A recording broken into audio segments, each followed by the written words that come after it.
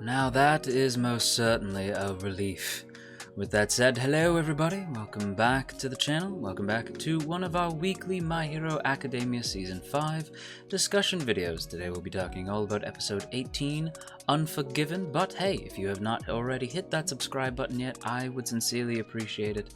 And without further ado, let's go ahead and jump into this week's episode, shall we? This episode has vastly improved what came before.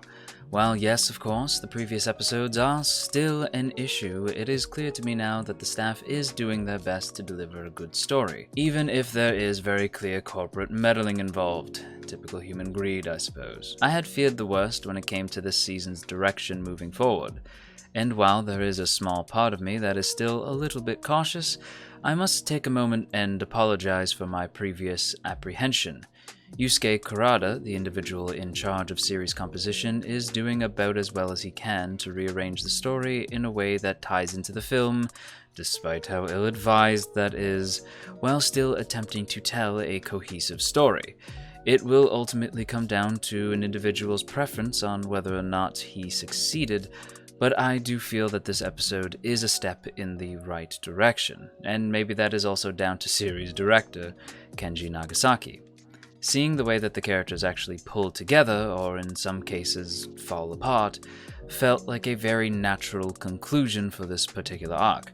Even if this does not coincide with how Horikoshi intended the story to go, and while I am quite certain I will prefer the manga's arrangement upon reading it later on this season, I do feel that Endeavor Agency arc did end about as well as it possibly could. However, we should focus a bit on some specific elements of the episode most worth discussing. Endeavor's story in particular was quite compelling this week. A lot of his episode... However, we should focus in a bit on some specific elements of the episode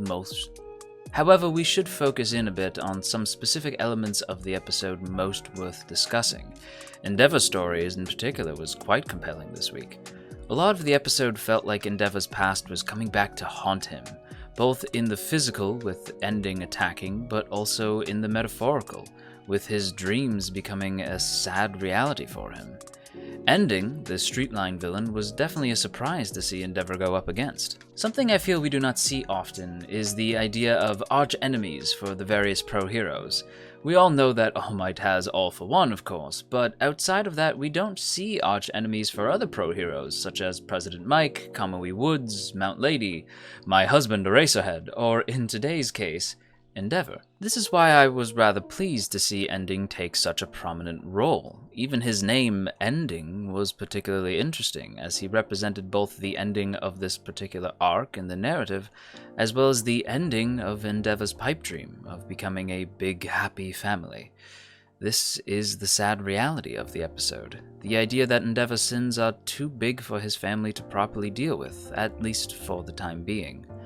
Natsuo simply is not prepared to forgive his father, and while I doubt any of us could truly blame him, it is not that he is more cold than Todoroki, but simply that he is not ready to forgive, which is more than understandable given the circumstances. It nevertheless breaks my undead heart to see Endeavor embrace Natsuo only to once again be rejected. It speaks volumes to his character that he started the series as such an arrogant, unforgivable fool, and has reached this level of self-awareness. His need to atone feels far more genuine now, seeing that he is willing to cut himself out of his family's future if it means ultimately that they will get to be happy in the end.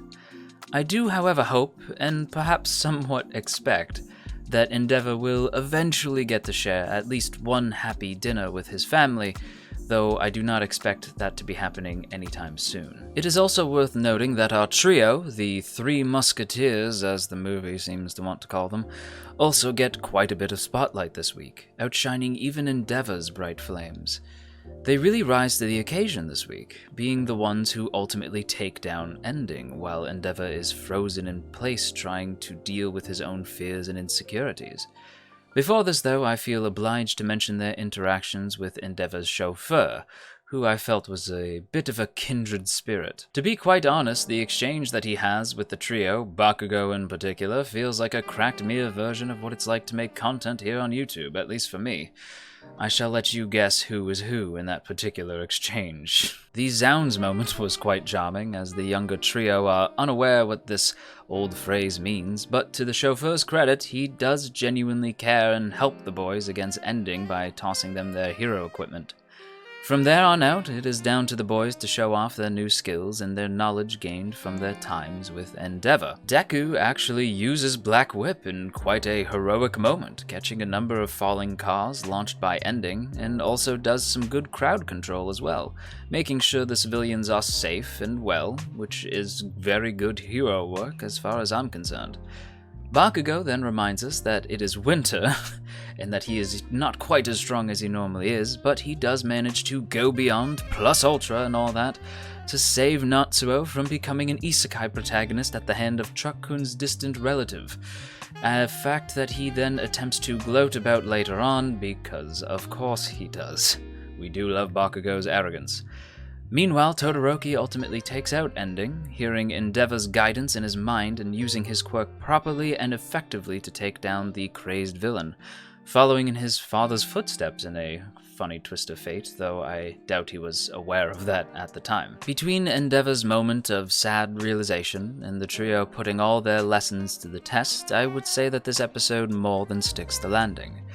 Now, I shall repeat, this does not mean that the past mistakes this season has made are suddenly erased. Rearranging the story felt odd, and the pacing has been quite bizarre. This is something I am saying as an anime only. This was very noticeable for many, not simply just folks reading the manga. However, it is also quite clear that the team did their absolute best to finish this arc on a satisfying note, and I am rather curious to see where they'll be taking the story from here. I would assume that we will be placing the skipped arc next, as according to many, it would be a good note to close the season on. However, we shall have to wait and see on that. It seems for now that we'll be reuniting with Kurogiri, the mysterious bartender from the League of Villains, whom we have not seen in quite some time. We shall also be seeing President Mike and my husband, Eraserhead, who seemingly are interrogating Kurogiri, assumedly for information on Shigaraki and the League of Villains. I am rather excited to see what all the hubbub is about in regards to this whole My Villain Academia arc, even if certain aspects of said arc have been spoiled by switching the order around. I am not sure about all of you, but I am feeling a lot more at ease moving forward, but for the time being we will have to wait and see whether this hope is wise or foolhardy. But for now, that is going to wrap up today's video, so I hope that you enjoyed our discussion, and if you did, I humbly request that you hit that like button and perhaps subscribe to stick around and hear more from yours truly. And of course, before we go, as always, I would like to give a big thank you to the good folks in the T Squadron. Look at these beautiful people. Look at all these beautiful names. And if you would like to join these beautiful people, there are a few ways to do so.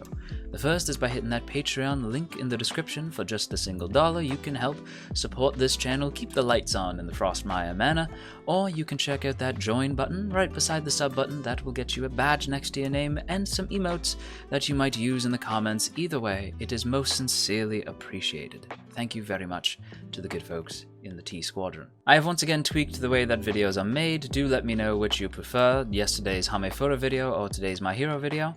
I would also like to try doing some reactions going forward. I think that might be quite fun. Do let me know your thoughts, and until next time, take care of yourselves, and of course, clean your room. It's filthy.